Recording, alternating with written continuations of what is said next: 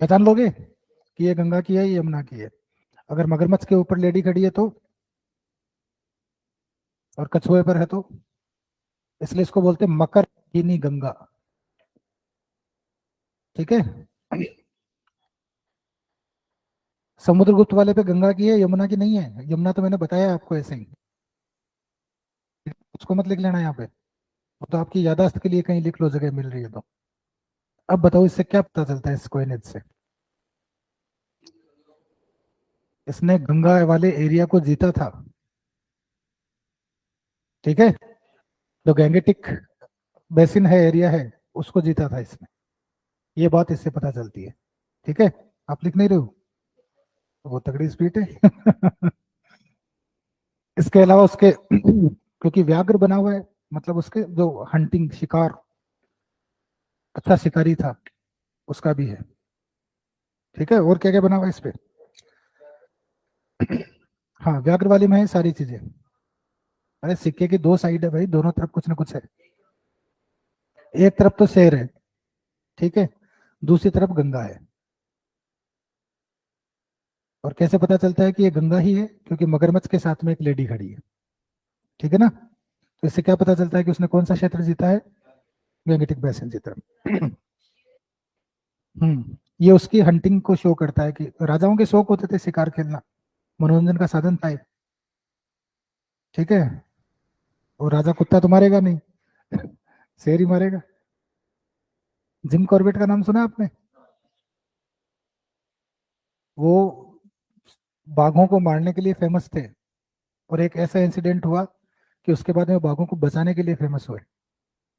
इसलिए उनका नाम है जिम कॉर्बेट, जो उसका एरिया है, वो फॉरेस्ट है, उसका नाम। हाँ। अच्छा है, मैंने नहीं देखी। शेर दिल ऐसे यूट्यूब पे है या पैसा देना पड़ेगा? फिर बाद में देखेंगे। ठीक है। अरे एक बागिन थी, उसका नाम तो मैं भूल गया, पता नहीं क्या नाम था। ठीक है, लगभग 200-300 लोगों को मार दिया। ठीक है। तो लोग बड़े परेशान हो गए। तो आसपास के जो लोकल शिकारी थे उनसे भी कहा, उनसे पारनी पड़ी। अंग्रेजों के भी कई अफसर आए, उनसे भी पारनी पड़ी। फिर बाघों को मारने के लिए फेमस थे जिम कॉर्बेट, ब्रिटिश अफसर थे, उनको बुलाया। उनको भी महीने 2 महीने लगे उसको मारने में।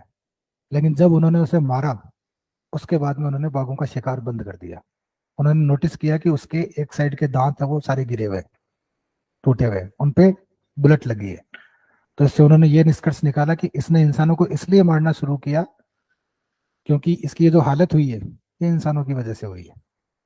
और इंसान आसान शिकार होते हैं, इतना तेज दौड़ नहीं पाते। जंगली जानवरों को मारना थोड़ा मुश्किल होता है, तो फिर अब उसे सरवाइव करना है तो आसान शिकार ढूंढना पड़ेगा, और वो इंसान है। कहानी समझ में आई? ठीक है।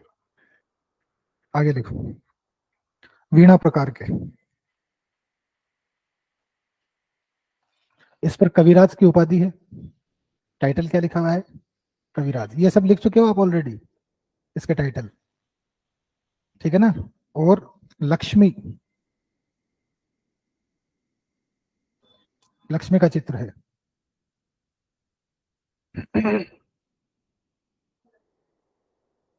लक्ष्मी का अंकन है, चित्र है, डिपिक्शन है। अगला है परशु। परशु पे टाइटल लिखा हुआ है कृतांत परशु।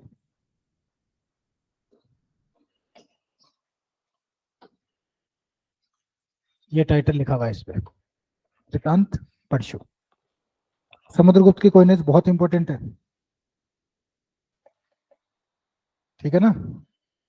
सीधा पूछेंगे कौन से सिक्के पर क्या है, और सीधा सवाल भी नहीं पूछेंगे, 3-4 देंगे, ए बे से दे, इनमें से कौन से 2 सही है, कौन से 3 सही है, इस तरीके से। डायरेक्ट क्वेश्चन नहीं आता है इनमें से। नेक्स्ट, समुद्रगुप्त के दरबार में एक बुद्धिस्ट मॉन्क था, वसुबंधु।